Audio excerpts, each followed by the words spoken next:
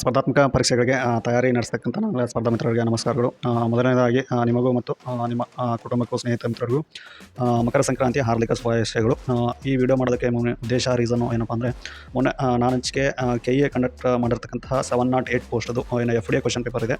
So ಅದ್ರ ಬಗ್ಗೆ ಸ್ವಲ್ಪ ಇನ್ಫಾರ್ಮೇಷನ್ ಕೊಡೋದಕ್ಕೋಸ್ಕರ ಈ ವಿಡಿಯೋ ಮಾಡ್ತಿದ್ದೀನಿ. ಸೊ ಎಲ್ಲರಿಗೂ ವೆಲ್ಕಮ್. ಸೊ ಬಹಳಷ್ಟು ದಿನಗಳಿಂದ ನಾನು ಇತ್ತೀಚೆಗೆ ಯಾವುದೇ ವಿಡಿಯೋಗಳನ್ನು ಅಪ್ಲೋಡ್ ಮಾಡಿದ್ದಿಲ್ಲ. ಸೊ ಯಾಕಪ್ಪ ಅಂದರೆ ಒಂದು ಡೈಲಾಗ್ ಇದೆಯಲ್ಲ, ಅದು ಟ್ವಿಸ್ಟ್ ಮೇಲೆ ಟ್ವಿಸ್ಟು ಅಂತ, ಆ ರೀತಿಯಲ್ಲಿ ನಮಗೆ ಬಂದೋಬಸ್ತ್ ಮೇಲೆ ಬಂದೋಬಸ್ತು ಬಂದಿರೋದ್ರಿಂದ ನಾವು ವಿಡಿಯೋ ಮಾಡೋದಕ್ಕಾಗಿಲ್ಲ, ಕ್ಷಮೆ ಇರಲಿ. ಹಾಗಾಗಿ ಸೊ ಈ ವಿಡಿಯೋ ಆಗಲೇ ಹೇಳ್ದಂಗೆ ಈ ವಿಡಿಯೋ ಮಾಡೋದಕ್ಕೆ ಮೇನ್ ಉದ್ದೇಶ ರೀಸನ್ ಏನಪ್ಪ ಅಂದರೆ, ಮೊನ್ನೆ ನಾನೆಚ್ಗೆ ಎಕ್ಸಾಮ್ದು FDA ಪೋಸ್ಟ್ದು ನಾನೆಚ್ಗೆ ಕ್ವಶನ್ ಪೇಪರ್ ಇತ್ತು.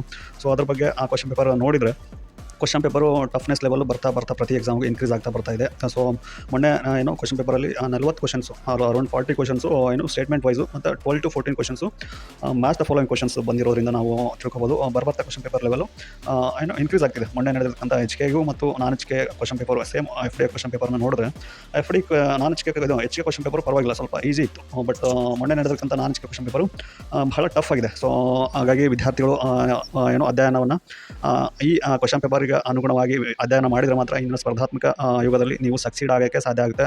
ಹಳೆ ಟ್ರೆಂಡ್ನ ಪ್ಯಾಟರ್ನ್ ಬಿಟ್ಟು ಈಗ ಸದ್ಯ KA ಕ್ವಶನ್ ಪೇಪರ್ ಫ್ರೇಮ್ ಮಾಡಿದೆ, ಆ ನಿಟ್ಟಿನಲ್ಲಿ ಆ ರೀತಿಯಾಗಿ ಓದಿದರೆ ಮಾತ್ರ ನಿಮ್ಮ ಕನಸಿನ ನೌಕರಿಯನ್ನು ಪಡೆಯೋದಕ್ಕೆ ಸಾಧ್ಯ ಆಗುತ್ತೆ. ಇಲ್ಲಾಂದ್ರೆ ನಿಮ್ಮ ಕನಸಿನ ನೌಕರಿ ಅಥವಾ ನಿಮ್ಮ ಗುರಿ ಆಗೇ ಉಳ್ಕೊಳ್ಳೋದು ಆಗುತ್ತೆ ಅನ್ನೋದು ಮಾತನ್ನು ಈ ಮೂಲಕ ಹೇಳೋದಕ್ಕೆ ಇಷ್ಟಪಡ್ತೀನಿ.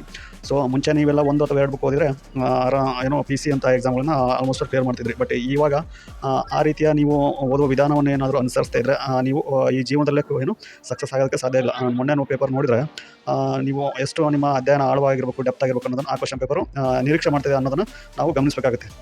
ಸೊ ಮೊನ್ನೆ ನಡೆದಿರ್ತಕ್ಕಂಥ ಕ್ವಶನ್ ಪೇಪರ್ ಯಾವ ರೀತಿ ಇತ್ತು ಅಂದರೆ, ಫಾರ್ ಎಕ್ಸಾಂಪಲ್ ಒಂದು ಕ್ವಶನ್ ಕೇಳಿದ್ರು, ಯಾವುದಪ್ಪ ಅಂದರೆ ವಿವಿಧ ನಗರಗಳು ಮತ್ತು ನಗರದಲ್ಲಿ ಇರ್ತಕ್ಕಂಥ ಪ್ರೆಷರ್ ಬಗ್ಗೆ ಒಂದು ಕ್ವಶನ್ ಕೇಳಿದ್ರು. ಪ್ಯಾಸ್ಕಲಲ್ಲಿ ಅದು ಪ್ರೆಷರ್ ಎಷ್ಟೆಷ್ಟಿದೆ ಅಂತ ಕೊಟ್ಟಿದ್ರು. ಸೊ ಅದನ್ನು ನೀವು ಪ್ರೆಷರು ಮತ್ತು ಬಾಯ್ಲಿಂಗ್ ಪಾಯಿಂಟಿಗೆ ಪರ್ಟಿಕ್ಯುಲರ್ ಆಗಿ ನಿಮಗೆ ಕಾನ್ಸೆಪ್ಟ್ ಗೊತ್ತಿದ್ದರೆ ಮಾತ್ರ ಆ ಕ್ವಶನ್ಗೆ ಆನ್ಸರ್ ಮಾಡ್ಬೋದಾಗಿತ್ತು. ಎಲ್ಲಿ ಪ್ರೆಷರ್ ಕಡಿಮೆ ಆಗುತ್ತೆ, ಅಲ್ಲಿ ಆ ಪ್ಲೇಸಲ್ಲಿ ನೀರಿನ ಬಾಯ್ಲಿಂಗ್ ಪಾಯಿಂಟ್ ಕಡಿಮೆ ಆಗುತ್ತೆ. ಸೊ ಹಾಗಾಗಿ ಬೇಗ ಬಾಯ್ಲ್ ಆಗುತ್ತೆ. ಸೊ ಆ ಥರ ಕಾನ್ಸೆಪ್ಟ್ ಗೊತ್ತಿದ್ದರೆ ಮಾತ್ರ ಕ್ವಶನ್ಗಳಿಗೆ ಆನ್ಸರ್ ಮಾಡ್ತಕ್ಕಂಥ ಕ್ವಶನ್ಗಳೇ ಮೊನ್ನೆ ನಡೆತಕ್ಕಂಥ ಬಹಳ ಎಕ್ಸಾಮಲ್ಲಿ ಬರ್ತಾ ಇದ್ದಾವೆ. ಸೊ ಹಾಗಾಗಿ ಮುಂದೆ ನಡೆತಕ್ಕಂಥ ನಾವು ಎಕ್ಸಾಮ್ಗಳಲ್ಲಿ ಸಕ್ಸೀಡ್ ಆಗಬೇಕಂದ್ರೆ ನಮ್ಮ ಅಧ್ಯಯನ ವಿಧಾನವನ್ನು ಸಹ ಈಗಿನ ಟ್ರೆಂಡ್ಗೆ ತಕ್ಕಂಗೆ ಬದಲಾಯಿಸ್ಕೊಳ್ಳೋದು ಮಸ್ಟ್ ಆ್ಯಂಡ್ ಶುಡ್ಡು. ಸೊ ಹೀಗಾಗಿ ಸ್ಪರ್ಧಾ ಆಕಾಂಕ್ಷಿಗಳು ಈ ನಿಟ್ಟಿನಲ್ಲಿ ನಿಮ್ಮ ಅಧ್ಯಯನವನ್ನು ಮುಂದುವರಿಸ್ರಿ ಅಂತ ಈ ಮೂಲಕ ಹೇಳೋದಕ್ಕೆ ಇಷ್ಟಪಡ್ತೀನಿ.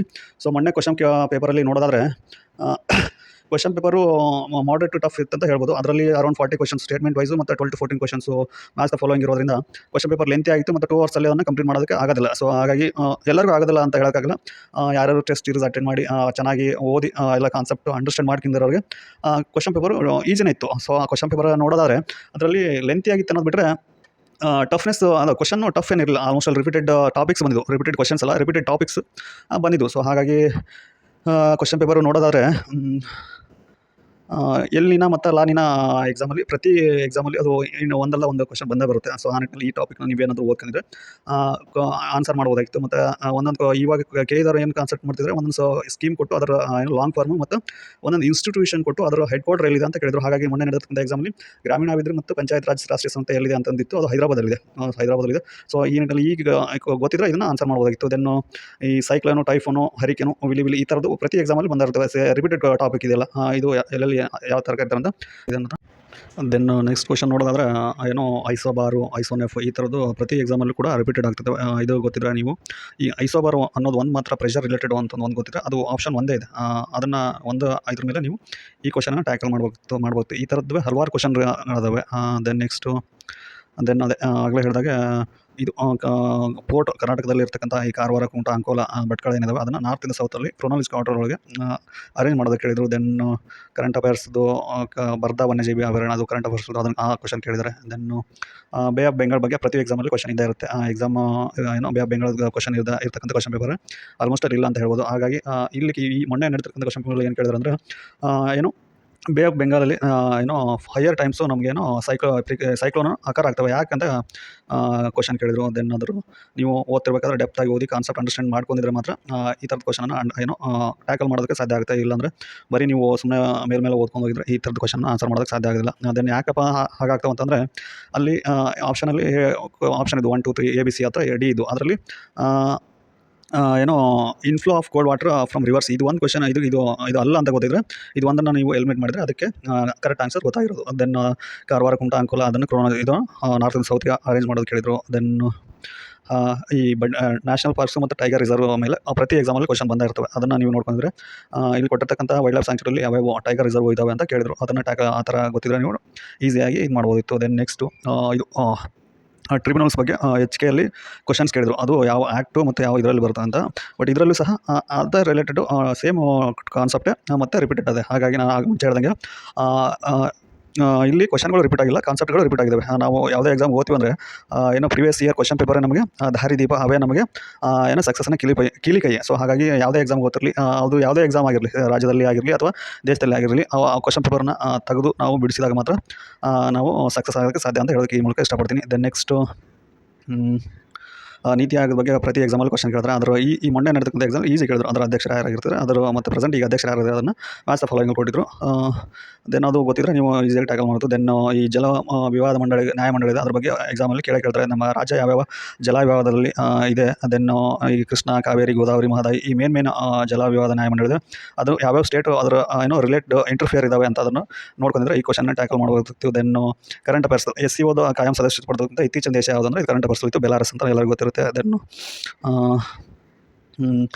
ಪಂಚಾಯತ್ ರಾಜ್ ರಿಲೇಟೆಡ್ ಕ್ವೆಶ್ಚನ್ ಪ್ರತಿ ಎಕ್ಸಾಮಲ್ಲೂ ಸಹ ಇದೇ ಇರ್ತವೆ. ದೆನ್ ಇದರಲ್ಲಿ ಮೊನ್ನೆ ನಡೆದಕ್ಕಂಥ ಕ್ವೆಶ್ಚನಲ್ಲಿ ಆರ್ಟಿಕಲ್ ರಿಲೇಟೆಡ್ ಕೇಳಿದ್ರು. ದೆನ್ ಇದು ಕ್ವೆಶ್ಚನ್ ಪೇಪರಲ್ಲಿ ವಿವಿಧ ಸಮಿತಿಗಳು ಬರ್ತವೆ. ಅಲ್ಲಿ ಏನೋ ಅಶೋಕ್ ಮೆಹ್ತಾ ಸಮಿತಿ, ಏನೋ LM ಸಿಂಘಿ ಸಮಿತಿ ಏನು ಬರ್ತವೆ. ಆ ನಿಟ್ಟಿನಲ್ಲಿ ಈ ಫಾರ್ಮ್ ಆಗಿರ್ತಕ್ಕಂಥ ಈ ಸಮಿತಿಗಳ ಕಾಲನು ಏನೋ ಈ ವರ್ಷ ಗೊತ್ತಿದ್ರೆ ನೀವು ಅದನ್ನು ಕ್ರೊನಾಲಜಿಕಲ್ ಆರ್ಡರ್ಲಿ ಜೋಡಿಸಿ ಅಂತ ಕೇಳಿದ್ರು. ಸೊ ಹಾಗಾಗಿ ಅದು ನೀವು ಏನು ಇಸ್ವಿಗಳು ಏನಾದರೂ ಒಂದು ವೇಳೆ ಗೊತ್ತಿದ್ರೆ ಇದನ್ನು ಆರಾಮಾಗಿ ಮಾಡ್ಬೋದು. ಇದೇನು ಈ ಥರ ಕ್ವೆಶ್ಚನ್ಗಳು ಟಫ್ ಅಲ್ಲ, ಇವು ರಿಪೀಟೆಡ್ ಕಾನ್ಸೆಪ್ಟ್ಗಳು. ಅದು ಓದೋದು ನಿಮ್ಮ ಧರ್ಮ. ನಾನು ಆಗಲೇ ಹೇಳ್ದಂಗೆ ಪ್ರತಿಯೊಂದು ಎಕ್ಸಾಮಲ್ಲೂ ಸಹ ಪಂಚಾಯತ್ ರಿಲೇಟೆಡ್ ಕ್ವೆಶ್ಚನ್ಸ್ ಬಂದೇ ಬರ್ತವೆ. ಆ panchayat related most important topics. ಆ ನಿಟ್ಟಿನಲ್ಲಿ ಅಲ್ಲಿ ಬರ್ತಕ್ಕಂಥ ಕಮಿಟಿಗಳನ್ನ ಮತ್ತು ಅದರಲ್ಲಿ ರಿಲೇಟೆಡ್ ಆಗಿರ್ತಕ್ಕಂಥ ಆರ್ಟಿಕಲ್ಗಳನ್ನ ನೋಡ್ಕೊಳ್ತಕ್ಕಂಥದ್ದು ಬಹಳ ಇಂಪಾರ್ಟೆಂಟ್. ಸೊ ಆ ನಿಟ್ಟಿನಲ್ಲಿ ನಿಮ್ಮ ಅಧ್ಯಯನನ ಮುಂದುವರಿಸ್ರಿ ಅಂತ ಹೇಳೋದಕ್ಕೆ ಇಷ್ಟಪಡ್ತೀನಿ. ದೆನ್ ಗೌರ್ಮೆಂಟ್ ಓಕೆ, ಲಕ್ಷದ್ವೀಪ ಇದು ಕರೆಂಟ್ ಅಫೇರ್ಸಲ್ಲಿತ್ತು. ದೆನ್ ಇದು ಶಾಂತಿ ಆ್ಯಕ್ಟ್ ಬಗ್ಗೆ ಕೇಳಿದರು. ಅದು ಅಂದರೆ ಬಿಫೋರ್ ಎಕ್ಸಾಮು ನಡೀತು, ಅದರಿಂದ ಒಂದು ಬಿಫೋರ್ 15 ದಿನದಿಂದ ಕರೆಂಟ್ ಅಫೇರ್ಸ್ ಇತ್ತು, ಅದನ್ನು ಕೇಳಿದ್ದಾರೆ. ದೆನ್ ಫಿಲ್ಮ್ ಅವಾರ್ಡ್ಸ್ ಬಗ್ಗೆ ಕೇಳಿದ್ದಾರೆ. ಮತ್ತು ಕವಿಗಳು ಮತ್ತು ಅವರು ಬರೆದಿರ್ತಕ್ಕಂಥ ಕವಿತೆಗಳ ಬಗ್ಗೆ ಕೇಳಿದ್ದಾರೆ. ದೆನ್ ಕರ್ನಾಟಕದಲ್ಲಿ ನಡೆದಿರ್ತಕ್ಕಂಥ ಸಶಸ್ತ್ರ ಬಂಡಾಯಗಳ ಬಗ್ಗೆ ಕೇಳಿದ್ದಾರೆ. ಇದು ಪ್ರತಿ ಎಕ್ಸಾಮಲ್ಲೂ ಸಹ ರಿಪೀಟೆಡ್ ಟಾಪಿಕ್ ಇದು.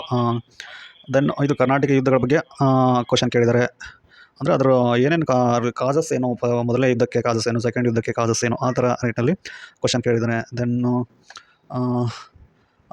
ಈ ನಾವು ಹಿಸ್ಟ್ರಿ ಓದ್ತೀವಿ ಅಂದರೆ ಒಂದು ಸ್ವಲ್ಪ ಟಾಪಿಕ್ಸ್ ಪರ್ಟಿಕ್ಯುಲರ್ ಆಗಿ ಪ್ರತಿ ಎಕ್ಸಾಮಲ್ಲಿ ರಿಪೀಟೆಡ್ ಆಗ್ತಿರ್ತವೆ. ದೆನ್ ಹಂಗಂದ್ರೆ ಈಗ ಜೈನ ಧರ್ಮ, ಬೌದ್ಧ ಧರ್ಮ, ಮೊಘಲರು, ದೆನ್ನು ಈ ಹರಪ್ಪ ನಾಗರಿಕತೆ. ದೆನ್ ನಮ್ಮ ಕರ್ನಾಟಕ ಹಿಸ್ಟ್ರಿ ಬಂದರೆ ಈ ರಾಷ್ಟ್ರಕೂಟರು, ಮೊಘಲರು, ಏನು ಬಾದಾಮಿ ಚಾಲುಕ್ಯರು, ಈ ಥರ ಒಂದು ಸ್ವಲ್ಪ ಟಾಪಿಕ್ಸು ರಿಪೀಟೆಡ್ ಇರ್ತವೆ. ಹಾಗಾಗಿ ಇಂಪಾರ್ಟೆಂಟ್ ಟಾಪಿಕ್ಗಳನ್ನ ನೀವು ಏನೋ ಬಹಳ ಸರಿ ರಿವಿಷನ್ ಮಾಡಬೇಕಾಗುತ್ತೆ. ಹಾಗಾಗಿ ಇದು ಮೊನ್ನೆ ನಡೆತಕ್ಕಂಥ ಎಕ್ಸಾಮಲ್ಲಿ ಬಾದಾಮಿ ಗುಹಾಲಯಗಳ ಬಗ್ಗೆ ಕ್ವೆಶ್ಚನ್ ಕೇಳಿದ್ದಾರೆ. ದೆನ್ ಬಿಜಾಪುರದ ಆದಿಲ್ ಶಾಹಿಗಳ ಬಗ್ಗೆ ಕ್ವೆಶ್ಚನ್ ಕೇಳಿದ್ದಾರೆ. ದೆನ್ ಈ ಥರ ಕ್ವೆಶ್ಚನ್ ಬಂದರೆ ಈ ಲಿಪಿಗಳ ಬಗ್ಗೆ ಕ್ವೆಶ್ಚನ್ ಕೇಳಿದ್ರೆ ಅಥವಾ ಟಫೆಸ್ಟ್ ಕ್ವೆಶ್ಚನ್ ಅದನ್ನು ಅಟೆಂಡ್ ಮಾಡ್ಲಿಕ್ಕೆ ಹೋಗಬಾರ್ದು. ಆ ನಿಟ್ಟಿನಲ್ಲಿ ಕೊಟ್ಟಿರ್ತಕ್ಕಂಥ 100 ಕ್ವೆಶ್ಚನ್ಗಳಲ್ಲಿ 100 ಕ್ವೆಶ್ಚನನ್ನು ನಾವು ಅಟೆಂಡ್ ಮಾಡೋದು ಬೇಕಿರೋದಿಲ್ಲ.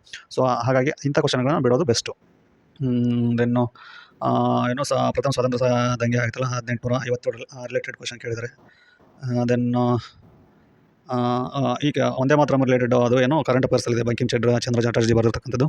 ರಿಲೇಟೆಡ್ ಆ ಬೇಸ್ ಮೇಲೆ ಏನೋ ಒಂದು ಕ್ವೆಶ್ಚನ್ ಕೇಳಿದ್ದಾರೆ ಸನ್ಯಾಸಿ ರಿವೋಲ್ಟ್ ಬಗ್ಗೆ.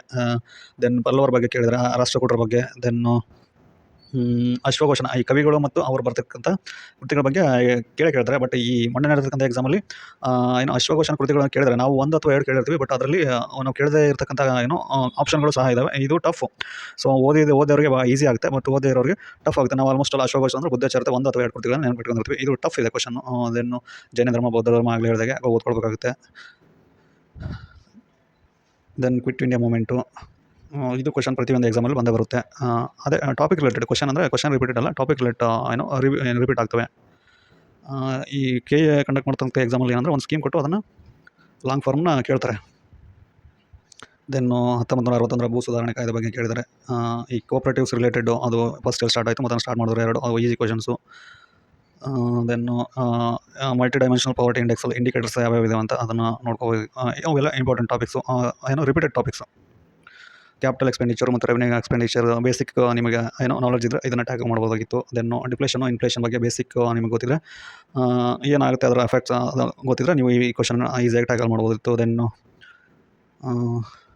PM ವಿಶ್ವಕರ್ಮ ಯೋಜನೆ ಇದು ಆಲ್ಮೋಸ್ಟ್ ಆಲ್ ಪ್ರತಿ ಎಕ್ಸಾಮಲ್ಲೂ ಕೇಳಿದರೆ CTಯಲ್ಲಿ ಕೇಳಿದರೆ VAO ಕೇಳಿದರೆ ಆ ಕ್ವಶನ್ ಏನಪ್ಪ ಅಂದರೆ 2023ರಲ್ಲಿ ಅದು ಏನೋ ಯೋಜನೆ ಸ್ಟಾರ್ಟ್ ಆಗಿತ್ತು ಅನ್ನೋದು ಒಂದು ಗೊತ್ತಿದ್ರೆ ಈ ಕ್ವಶನ್ಗೆ ನೀವು ಆನ್ಸರ್ ಮಾಡ್ಬೋದಾಗಿತ್ತು. ದೆನ್ FRBM ಆ್ಯಕ್ಟ್ ಬಗ್ಗೆ ಕೇಳಿದರೆ 2004ರಲ್ಲಿ ಇದು ಆಯಿತು ನಮ್ಮ ಕರ್ನಾಟಕದಲ್ಲಿ.